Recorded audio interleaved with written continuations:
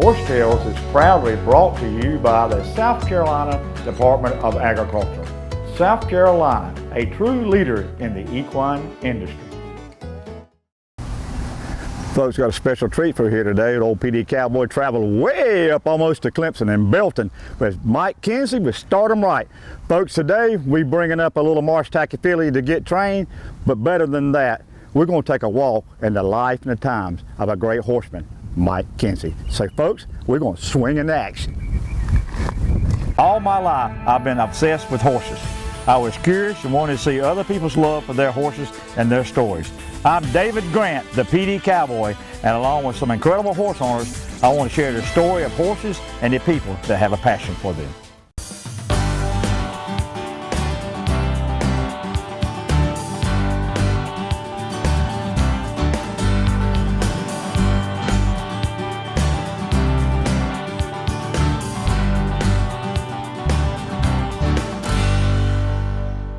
When is the last time you traced your roots?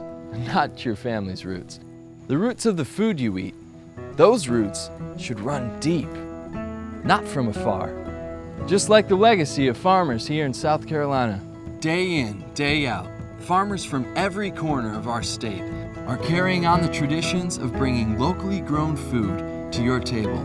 So, choose food that's rooted right here. Choose certified SC grown.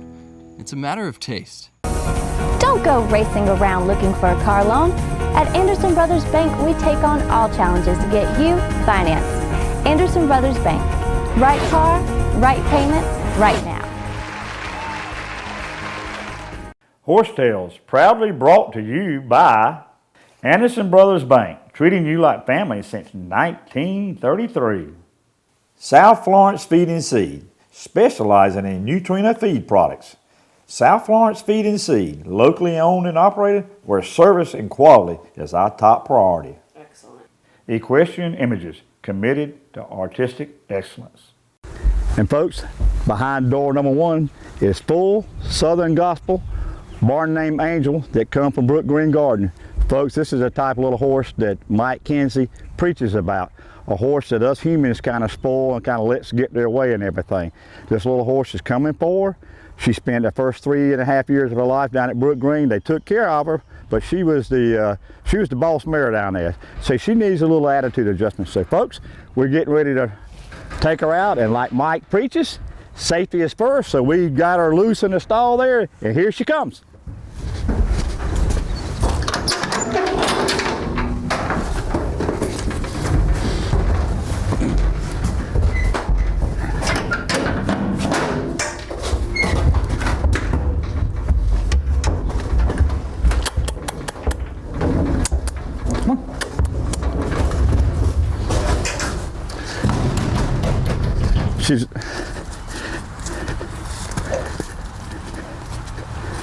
She's out in the round pen.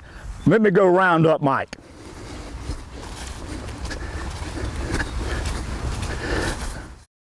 Southern States carefully crafts every bag of Legends horse feed with the highest quality ingredients available. The Legends superior line of specially formulated feeds will help keep your horses happy, healthy, and in peak form. You and your horse have a special bond. To keep that bond everlasting, Legends horse feeds can accommodate every type of nutritional need a horse might have. Legends, redefining what horse feed should be. Visit your local Southern States dealer to see which Legends feed is best for your horse. Farmers are always planning for higher yields, more diversity, expanding opportunities. Nationwide and your local agent want to help your farm last through the generations. As the #1 farm insurer in the country, Nationwide can help you achieve your goals. We stand for you.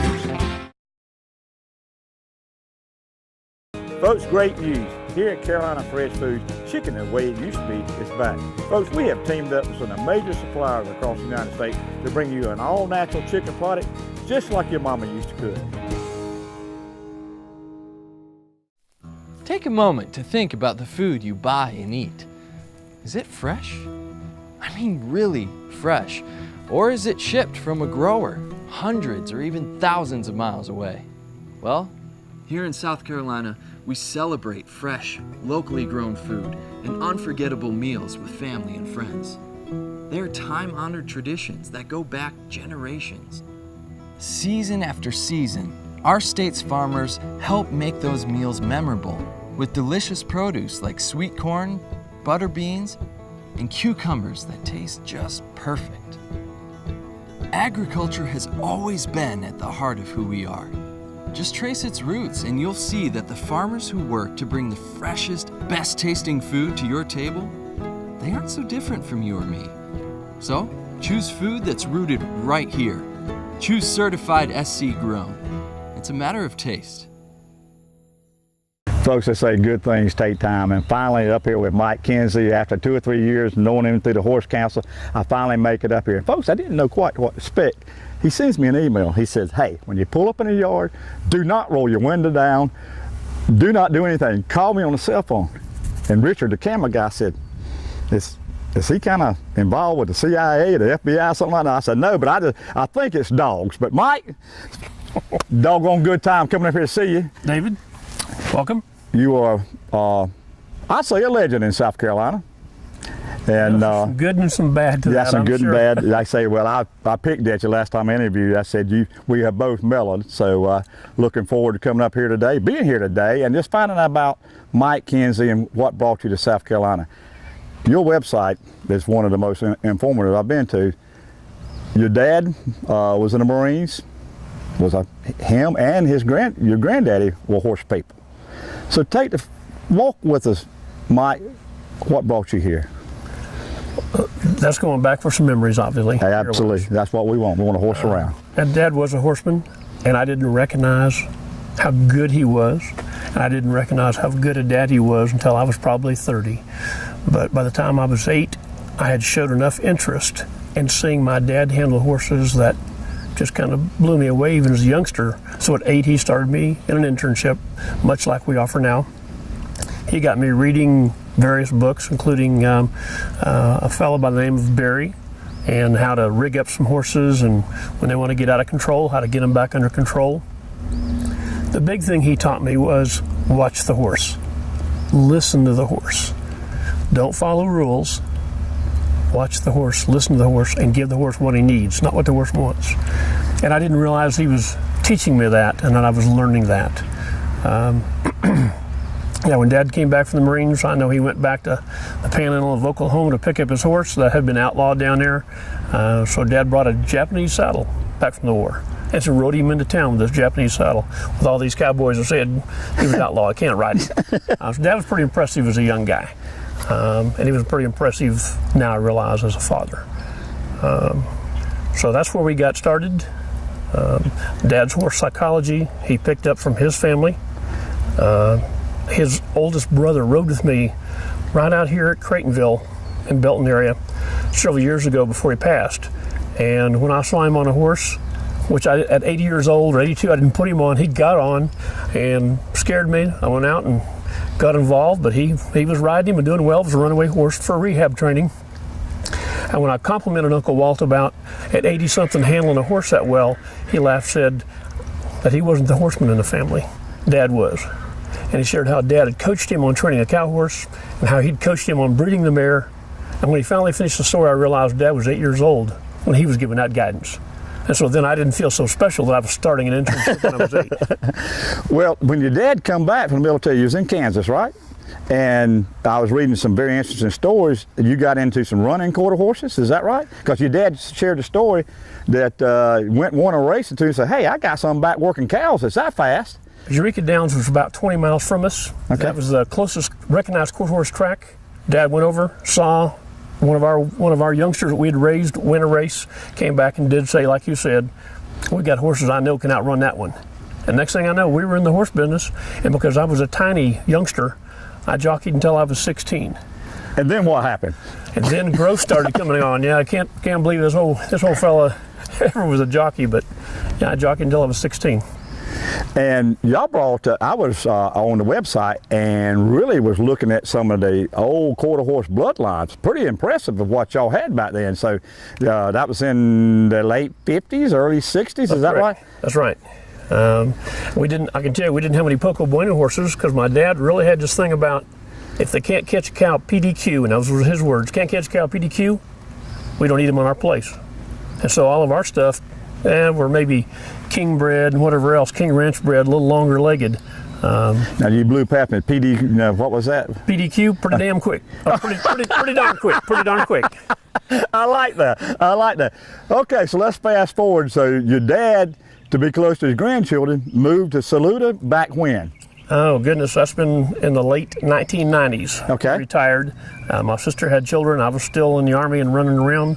So he moved down here. Was he Start 'em Right then? Oh yes. It's a registered trademark, Start 'em Right is. Right, and it's been in operation about 60 years now. Wow. That was Dad's trademark. Well, local guys didn't know that, but. Well, I knew I was in the right place when I pulled up and looked, and I seen that side, Start 'em Right. Well, Mike, we're going to stop and start them again here in a minute. So we're going to cut this one short, and we're going to be right back. Sounds good.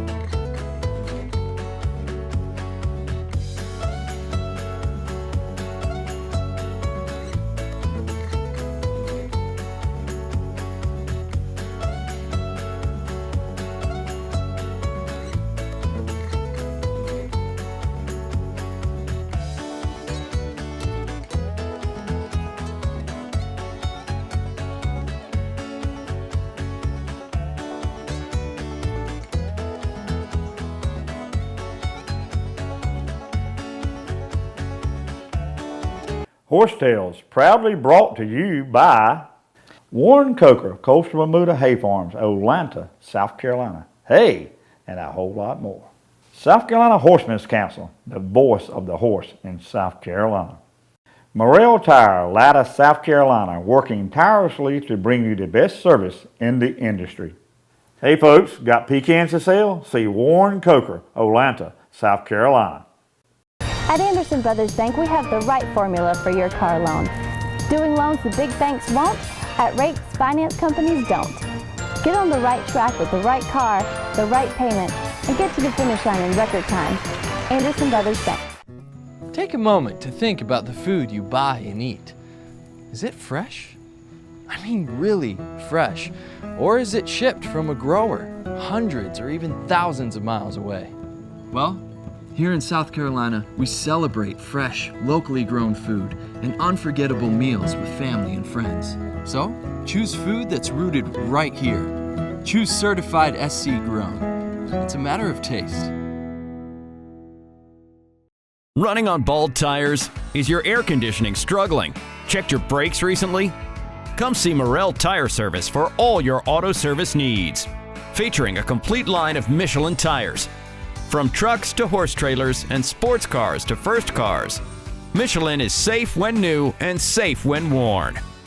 Stop in and see why we are your trusted Michelin dealer and repair specialists. Morrell Tire, Latta, South Carolina. Mike, good to see you, talk to you again. Now, we got out of the military, so which way did you lead from there? When I left the military, I became the vice president of an engineering firm in Chicago. And I was there about a matter of months, and it wasn't working for me. So I found the wife a job here in the Belton area and the Anderson area, and we moved down here. And then we were close to my folks that way. And so your dad actually had Start 'em Right in Saluda, so you really in 94 started Start 'em Right here? That's about right. Dad asked me, I'd got some horses for the kids. You know, the kids wanted some horses, so I had a 6-horse trailer, an old stock trailer and a truck, and Dad said, I want to breed some old mares. Would you come over and pick them up and haul them for me? So I went and hauled the horses over for him. He went with me, of course, and dropped them off at the paint stain, and 3 or 4 weeks later he called me and said, Mike, can you come back and get those horses? You bet, Dad. So I picked him up, picked up the horses, got back to his place in Saluda, and I said, where do you want to dump the horses? And he shook his head and said, no, they're not coming to my place. They're coming to yours. You're back in the horse business. So that's how I got back in the horse business full time. And what age were you then? Oh, well, this was after I've already left the military, so I suppose I was 45 or so. Wow. Well, Mike, we mentioned interns. Where did, and you mentioned your wife, and behind every good man is a good woman, and I have met your wife, and I can say that. Where did the intern idea come from? I can't even tell you that exactly. We had some local gals who wanted to learn what my kids showed. My kids were training by the time they were in middle school, and they were training some rough horses, and so there were local kids, so we kind of set up the internship program for them. And what I didn't know at the time was a lot of the European colleges, universities insist that their kids go on internships, and some say, well, we want you to go to an English-speaking country. And so I didn't look for them, they just found me. And the two gals you saw down there at the beach ride that time were from Norway. They called up one day and said, we're in the States, we'd like to come train with you. And that's how they showed up. So we really haven't. We do have an internship page on our website, but they just found us. Well, folks, I'm going to tell you, Mike's well-traveled. You've done some clinics and stuff overseas? Right, from as far south as Johannesburg, South Africa, to as far north as Sweden. I have had some requests to go and do some things. When the Backcountry Basics articles came out in Western Horseman in about 2002, 2003, we were getting calls from, I'm out here saddling horses, get a phone call and says, Mike, can you help me back a horse? And I said, well, your horse won't back up? No, it backs up fine. Well, I'm not getting this. What kind of help do you need backing your horse? Well, in South Africa, we throw a saddle on, that's backing the horse. His phone call from South Africa, and so that's kind of how I got to South Africa, doing the clinic down in South Africa. Well, Mike, that's your website. I have to keep just talking how much I've enjoyed going to it. So many stories, and we're going to. But your dad, one of my favorite ones, the one about the black stallion. Your dad went off, and it was in a stall covered with manure and stuff. That is the gates were just absolutely. Dad had to take, I remember I was young, but I can remember him taking a pitchfork and digging the gates out to get his horse out. So it was a dusty, nasty environment, a well-bred stallion, a double-bred Peppy stallion. And horse was just absolutely out of control. Dad told us kids, stay away. I don't remember how he got him in the trailer, but he got him in the trailer, got him home, and I suppose a couple of weeks went by, and then Dad worked for the state highway, was driving by one day, and he saw my sister and I out there before school age, or maybe first grade or so, sliding across the fence onto the stallion's back and riding him around with no rope, nothing else. He was, talk about a gentle giant. He was a super nice horse, but I guess being stuck in a stall for 2 years was probably not a good thing for him. Well, we've talked about different things, and your philosophy on horses is a really straightforward, start them right, no nonsense approach. That's what I'm sure your dad had. Is that what he did to get that horse to where you and your sister could ride it? No. Well, yes or no. It's not always apparent what Dad was doing, just like it's not always apparent what I'm doing. The opening introduction in that Backcountry Basics book that Western Horseman wrote, Tony Laston did a great opening on it, talking about not being aware of what was going on between me and the horse. So sometimes it's pretty subtle, and a lot of folks don't see it. You actually got all kind of buckles and stuff, so you've won numerous awards. You've done some reining, so a little bit of every discipline you've done, right? Yeah, we take the horse psychology and we can apply it anywhere. We may have to learn a few new rules, but you get a horse to perform at a high level, whatever the sport is, you can get into it. Well, I tell you, Mike, sitting up here, I've said when I pulled up here, this area of Belton's got a lot of personality to it, and so do you. So we're going to wrap this interview up, take a little break, and come right back and horse around some more. Sounds good, David. Horse Tales, proudly brought to you by Tribute Equine Nutrition, designed and improved by equine nutritionists. Now available locally at South Florence Feed and Seed. Nationwide, when the PD Cowboy rides, he rides with Nationwide on his side. South Carolina Department of Agriculture, promoting and nurturing agriculture in South Carolina.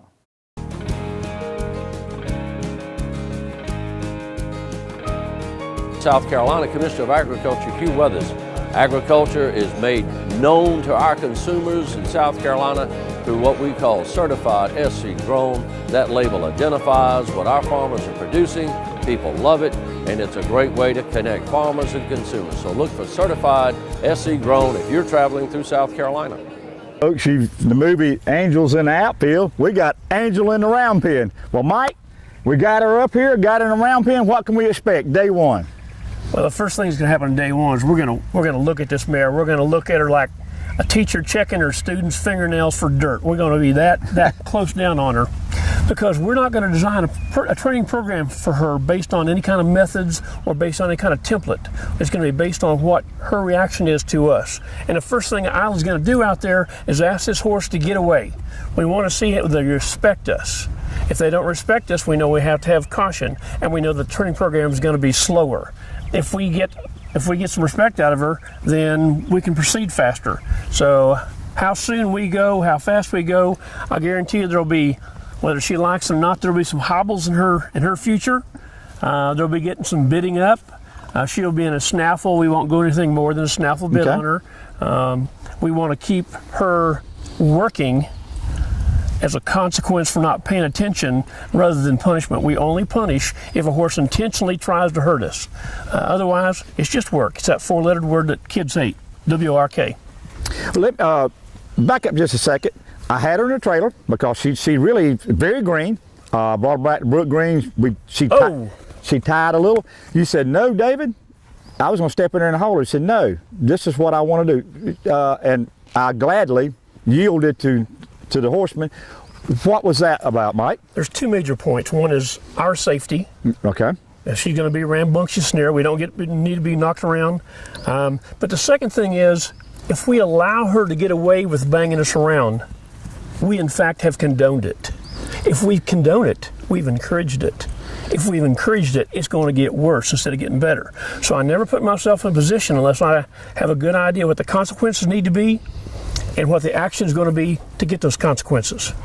Well, Mike, one thing I've learned about 140 shows in 5.5 years from great horsemen like you is that leave it alone. That's one thing that I've learned, that if I don't know what I'm doing, is to leave it alone and take it slow and easy. And but one thing I have really learned is let the horse tell me, and go from there. And I've progressed a lot. And also, as I've aged with safety, and if you got a nice horse, bring it to somebody who knows what they're doing. And hopefully we'll be able to give this youngster a good start. Yep. Let's just see, she is truly an angel. Well, that's not what I saw, because I just saw her bounce her butt up and threaten to kick. Even though she knew she was too far to kick Isla out here, she showed the disrespect right there. Right. And she's going to pay a consequence for that as the training days go on, and she'll figure out that's not a good plan. I'm fortunate that I got a little small breeding program, and I keep my stallion out. He pasture breeds, and the babies are born there. I mentioned let them be horses, and you're real big on that, right? Right, because I'm a lazy person, so I let the horses do the work for me.